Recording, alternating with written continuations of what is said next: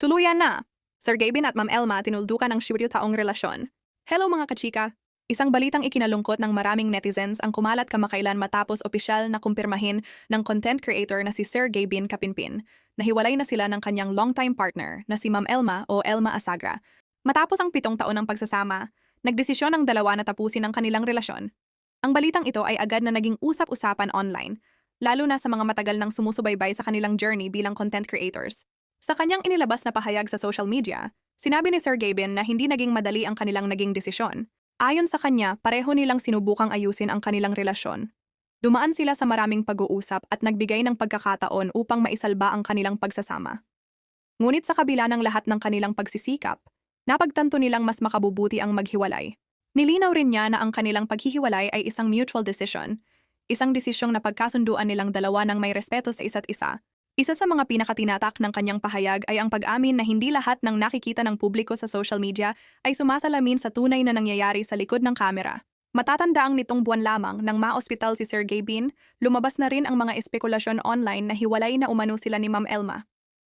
Dahil sa mga kumakalat na chismis noon, agad namang gumawa ng video ang dalawa upang sabihin na hindi totoo ang mga bali-balita at hiniling nilang huwag basta maniwala sa mga haka-haka. Ang daming haka-haka, ang daming Daming nadadamay. lumalabas. Sabi niya magpahinga kami. Sabi niya magpahinga kami, tapos ang nangyari, nung nagpahinga kami, nung nawala ako, Nahanap na. hiwalay na daw po kami. Guys, hindi po kami naghiwalay, okay? Hindi po kami naghiwalay. Isa pa, isa marami nadadamay. Isa, yung best friend ko, Si Karen. Diyos ko, yun daw yung reason ba't kami naghiwalay. Yung, Anak na. may anak asawa na po yun, tsaka, Diyos ko, nakita lang nila yung throwback picture. Mga picture lang Eh, dahil. yun na daw. Okay? Tapos, yung tropa ko din sa La Union, si Ira. Dami sa TikTok. Kung ano-ano yung lumalabas sa TikTok, may nakita rin na kumakain kami na marami, magkatabi lang kami. Hindi dahilan kung ba't kami nag-iwalay. Guys, hindi yun, tropa po yun. Tropa yun, guys. Tropa po namin, alam po ni Elma yun. Kaya, pati si Ma'am Pao, yung sekretary po namin Pati dito. si Pao, Diyos, may asawa na yun. Diyos ko, may asawa po yung kasal po yun.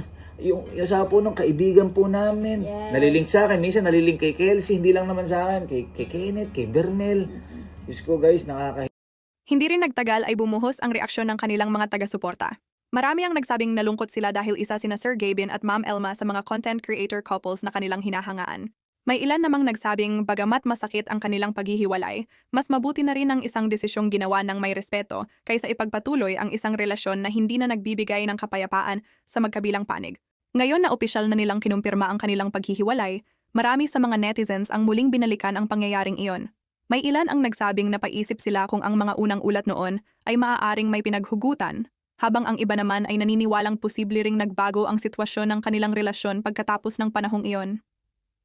Gayunman, wala namang pahayag ang dalawa na nag-uugnay sa naunang chismis sa kanilang kasalukuyang desisyon, kaya nananatiling haka-haka lamang ang mga ito. At marahil, mas mainam na igalang ang kanilang naging pasya at bigyan sila ng pagkakataong makapagpatuloy sa kani-kanilang buhay ng may katahimikan. Minsan, ang tunay na pagmamahal ay ang kakayahang tanggapin na may mga bagay na hindi na maaaring ipilit at ang pagpili ng kapayapaan kaysa sa patuloy na pagdurusa. At kayo naman mga kachika, ano ang masasabi ninyo sa hiwalayan ni Sir Gavin at Ma'am Elma? Thanks for watching. Subscribe now.